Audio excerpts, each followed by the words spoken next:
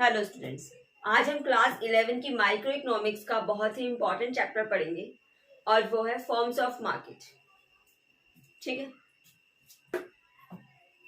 Forms of market chapter पढ़ने से पहले आपको ये पता होना चाहिए कि मार्केट क्या होती है। Market is not a new word for anyone. ठीक है, मार्केट हम लोग बचपन से सुनते आ रहे हैं। मार्केट एक ऐसा प्लेस होता है जहां बायर्स और सेलर्स मिलकर सामान खरीदते और बेचते हैं। ठीक है, एक ऐसा प्लेस जहां पर सामान खरीदा जाता है और बेचा जाता है, जहां पर बायर्स भी होते हैं और सेलर्स भी। ठीक है, अगर मैं मार्केट स्ट्रक्चर की बात करूं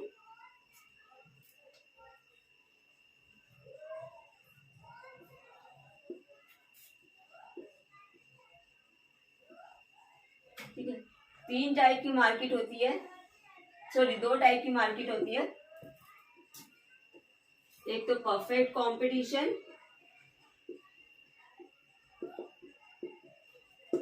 और एक होती है इम्परफेक्ट कंपटीशन।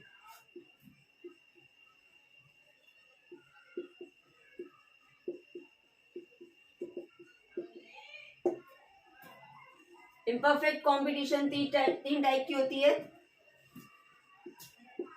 मोनोपोली,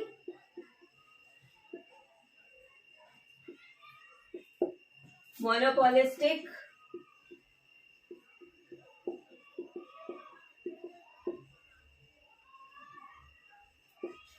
और ओलिगोपोली। फिलहाल आपके कोर्स में ये तीनों अब नहीं है। ठीक है, आपके कोर्स में सिर्फ परफेक्ट कंपटीशन, यानी जो सेकंड टर्म में जो एग्जाम आएगा उसमें से क्वेश्चन सिर्फ परफेक्ट कंपटीशन के ऊपर आएंगे। तो फिलहाल हम सिर्फ परफेक्ट कंपटीशन ही पढ़ेंगे।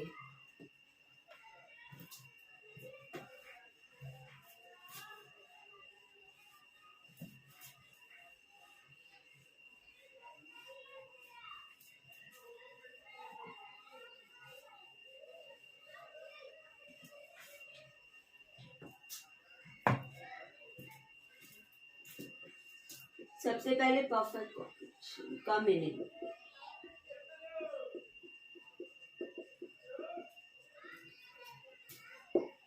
परफेक्ट कंपटीशन, परफेक्ट कंपटीशन में बहुत सारे there are very large number of buyers and sellers in perfect competition and product will homogeneous. यानी कि परफेक्ट कंपटीशन में क्या होता है, लार्ज नंबर होते हैं इसमें बायर्स और सेलर्स के, और जो प्रोडक्ट होंगे वो होमोजेनियस होंगे। ठीक है, तो इसके फीचर्स पढ़ते हैं पहले हम। इसका फर्स्ट फीचर होता है large number of buyers and sellers, यानी कि वो मार्केट जहां पर बहुत सारे बायर्स भी होते हैं और बहुत सारे सेलर्स भी होते हैं, तो वो मार्केट कहलाती है परफेक्ट कंपटीशन। अब large number of buyers and large number of sellers, इसका इम्प्लीकेशन क्या पड़ेगा? अगर मैं बात करूं एक सेलर की, मतलब कि इस परफेक्ट कंपटीशन में एक सेलर या एक बायर प्राइस को इफेक्ट नहीं कर सकता। अगर सपोज हम सब्जी की मार्केट में चले जाएं, वहां पर कोई सब्जी खरीदने जा रहे हैं और जो सब्जी वाला है वो 10 रुपए की सब्जी बेच रहा है और हम उससे कहें कि मुझे तो 1 रुपए की, एक बायर कह रहा है कि मुझे तो 1 रुपए की सब्जी चाहिए, तो उस एक बायर के कहने से कुछ नहीं होगा। ठीक है, और वहां पर अगर 10 सेलर्स हैं और 10 सेलर्स में से एक सेलर की, मतलब एक सेलर और एक बायर दोनों कभी भी प्राइस को इफेक्ट नहीं कर सकते। अगर बहुत सारे बायर्स चाहेंगे तो ही प्राइस इफेक्ट होगा, बहुत सारे सेलर्स चाहेंगे तो ही प्राइस इफेक्ट होगा। 1 बायर एंड 1 सेलर, ठीक है, बायर्स को इफेक्ट नहीं कर सकते। सेकंड फीचर है इसका होमोजीनियस प्रोडक्ट।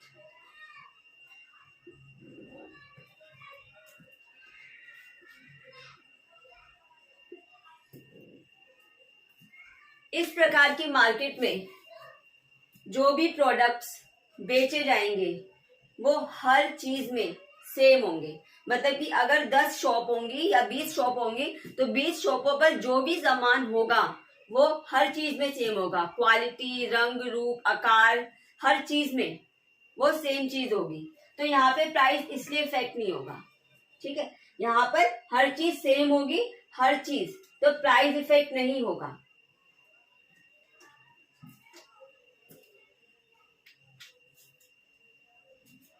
हर चीज सेम होने के कारण प्राइस में इफेक्ट नहीं होगा। इसमें प्राइस हमेशा कांस्टेंट रहेगा।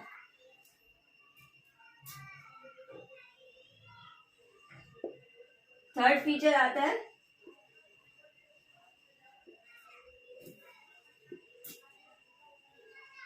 Freedom of entry and exit. Freedom of entry and exit मतलब कि परफेक्ट कंपटीशन के मार्केट में कोई भी फर्म कभी भी आ सकती है और कभी भी जा सकती है। आपको फर्म्स का मीनिंग पता है? इकोनॉमिक्स में सेलर्स को ही फर्म्स कहा जाता है। ठीक है, एक सेलर, दो सेलर, तीन सेलर, चार सेलर, इन्हीं को ही फर्म्स कहते हैं इकोनॉमिक्स में। अब इसका इम्प्लीकेशन क्या होगा? Entry and exit. ठीक है, सपोज ये मार्केट है। ठीक है, पहले इधर दो सेलर थे। दो सेलर किसी चीज का बिजनेस करते थे। बिजनेस बहुत अच्छा चल रहा था, इतना अच्छा चल रहा था कि इनको नॉर्मल प्रॉफिट की बजाय एबनॉर्मल प्रॉफिट हो रहा था। ठीक है, ये कमा रहे थे एबनॉर्मल प्रॉफिट।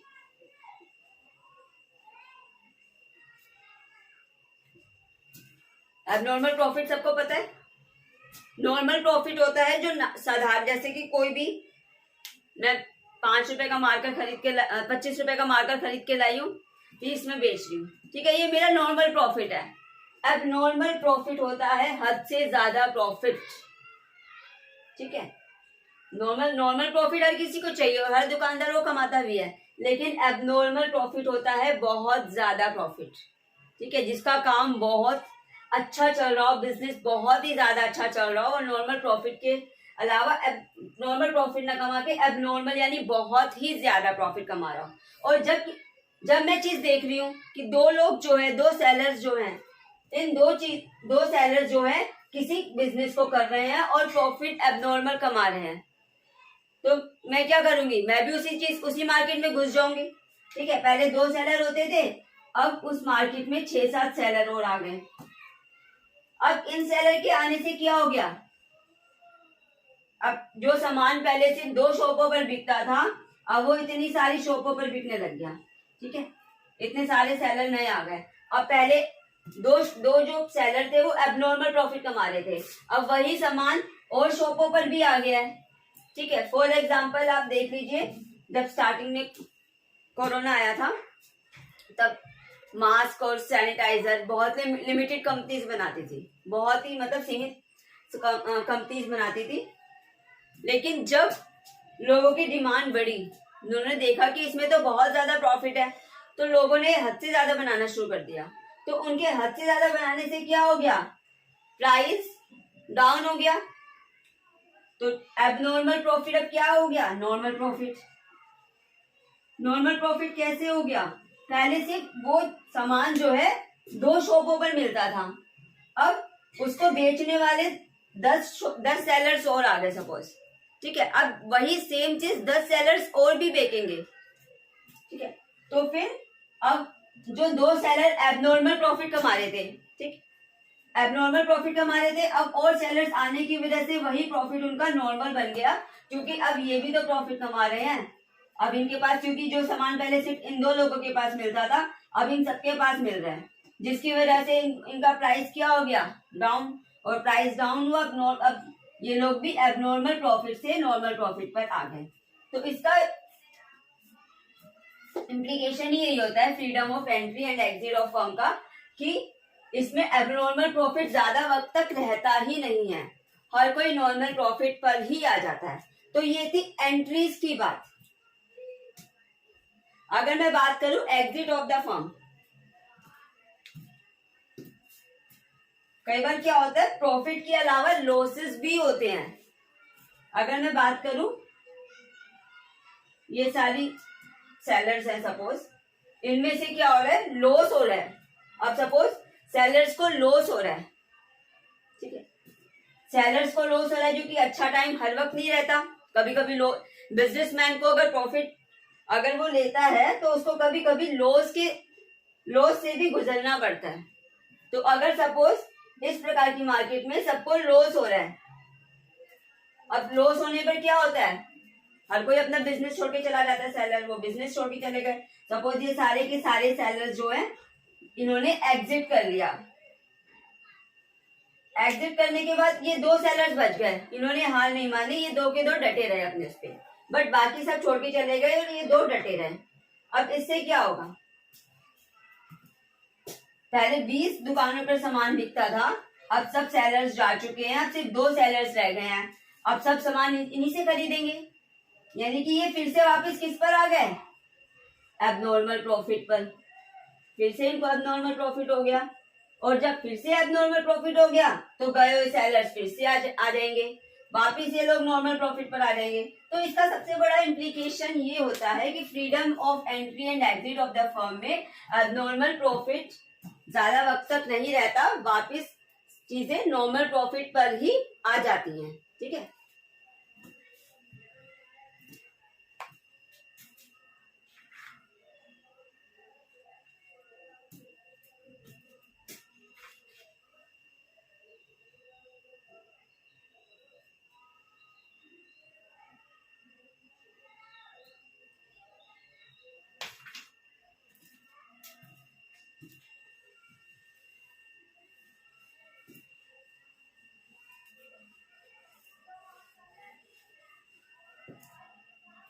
ये था इसका थर्ड फीचर।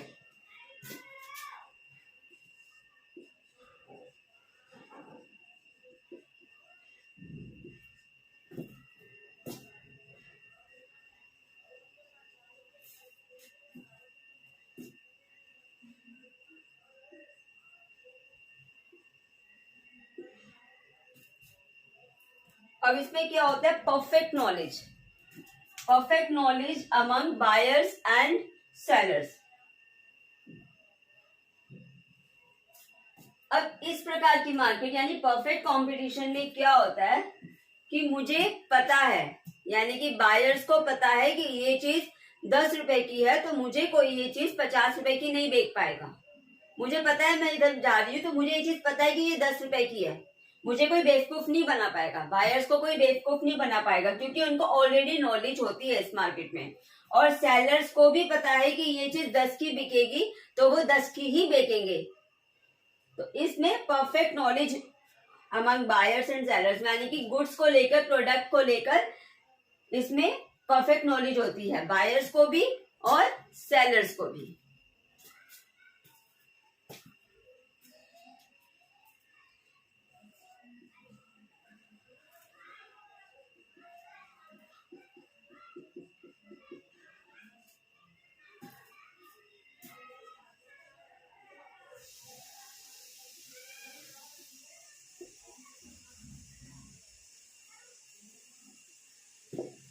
अब नेक्स्ट फीचर है perfect mobility of factors of production.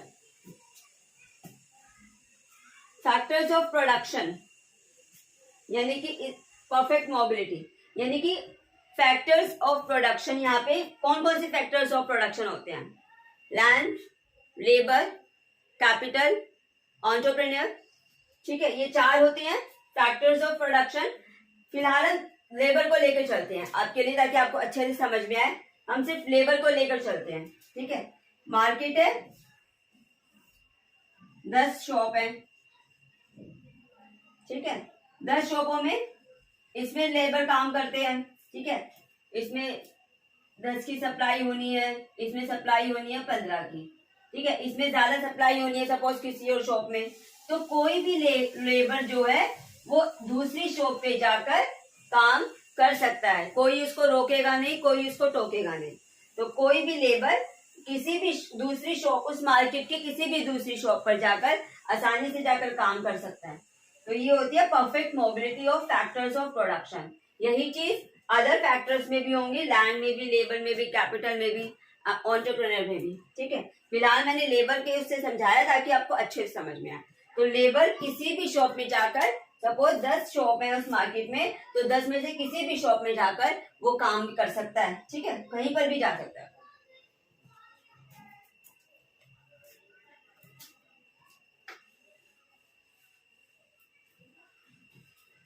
इसका 6th फीचर है absence of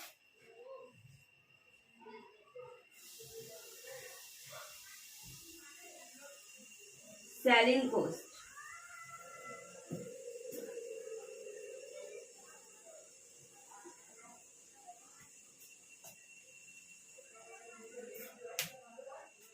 absence of selling cost.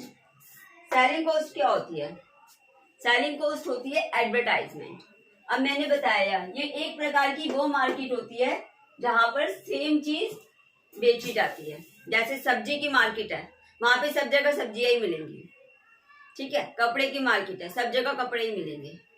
तो एक मार्केट जहां पे बहुत सारे सेलर्स होंगे, बहुत सारे बायर्स होंगे, तो वहां पर सपोज सब्जी की मार्केट का कभी एडवर्टाइजमेंट देखा है आपने टीवी में?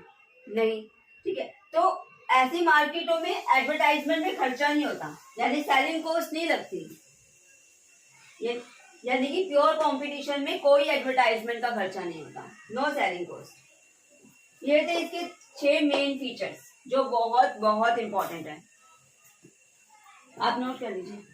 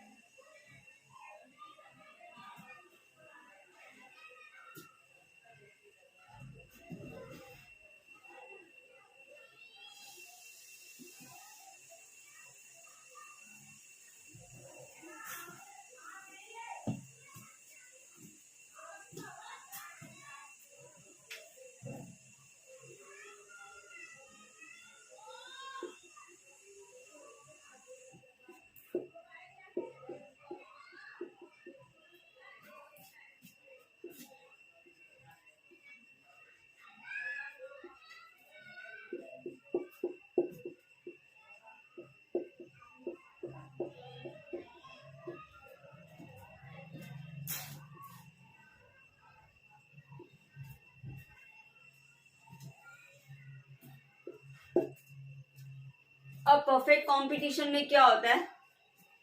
इंडस्ट्री डिसाइड करती है कि क्या प्राइस होगा और फर्म उस प्राइस को एक्सेप्ट करती है। ठीक है, आपको फर्म और इंडस्ट्रीज में फर्क पता है? फर्म्स एक जो नॉर्मल भाषा में हम सेलर कहते हैं, इकोनॉमिक्स में उसको फर्म कहते हैं। ठीक है, और अगर फर्म्स हो गए तो 2-4 कंपनी, जैसे मान लीजिए कार बेचने वाली कंपनी है, होंडा, हुंडई, मर्सिडीज। ठीक है, और भी कार वाली कंपनी, ये 6 कार वाली है। तो जितनी भी कार की फर्म्स हैं वो सब, उनको कौन हैंडल कर रहा है? इंडस्ट्री। ठीक है, बेचने वाली फर्म्स, इनको जो भी हैंडल कर रहा है, यानी कि इंडस्ट्री क्या हो गया? Industry is a group of many firms. ठीक है, बहुत सारी फर्म्स इंडस्ट्री।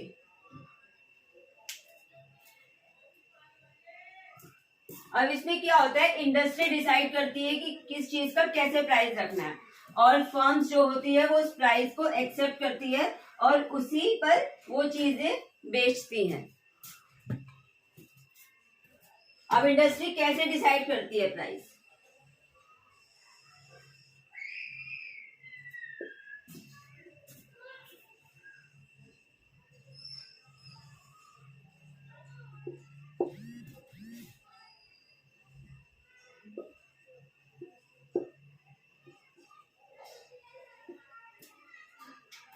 इंडस्ट्री डिसाइड करती है इक्विलिब्रियम पॉइंट पर। ये डिमांड है,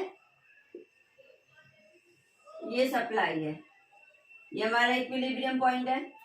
इक्विलिब्रियम पॉइंट कौन सा पॉइंट होता है? जहां पर प्रोड्यूसर और कस्टमर दोनों सेटिस्फाई होते हैं। ठीक है, दोनों एक दूसरे से खुश होते हैं, प्राइस से, क्वांटिटी से, हर चीज से। तो वो कहलाता है इक्विलिब्रियम पॉइंट। ठीक है, तो ये इक्विलिब्रियम पॉइंट है।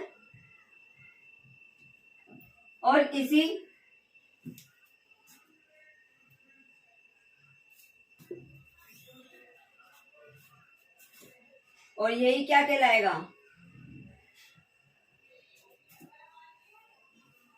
प्राइस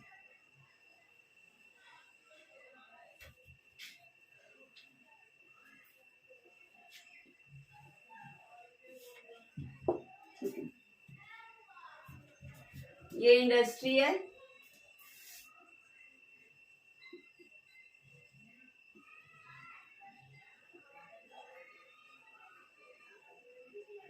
और ये फर्म का है।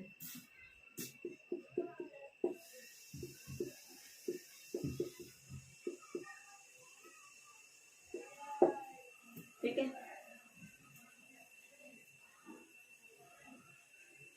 नोट कर लीजिए।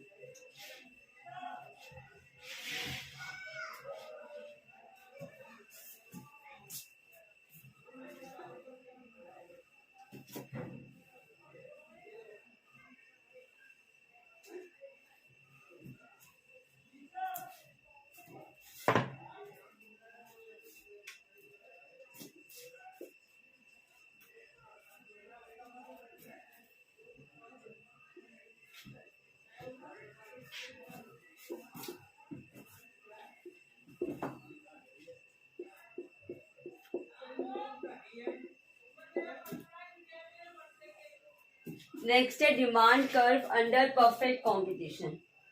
अब परफेक्ट कंपटीशन में डिमांड कर्व क्या होता है? इसमें डिमांड कर्व होता है परफेक्टली इलास्टिक।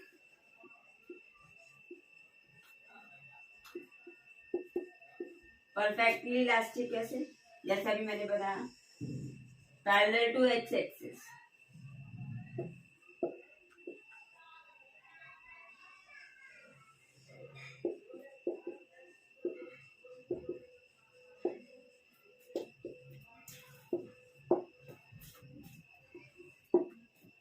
क्यों होता है? क्योंकि सेम इसमें इंडस्ट्री जो है प्राइस मेकर होती है और फर्म जो है वो प्राइस टेकर होती है। प्रोडक्ट्स इसमें होमोजीनियस होते हैं, प्राइस चेंज नहीं कर सकते बिल्कुल भी। तो इस कारण से ये डिमांड कर्व जो होता है वो परफेक्टली इलास्टिक होता है परफेक्ट कंपटीशन में। ठीक है, ये था आपका मार्केट का चैप्टर, जिसमें एक ही टॉपिक आ रहा है, परफेक्ट कंपटीशन। ठीक है, आई होप आपको आज की क्लास समझ आई होगी। Thank you.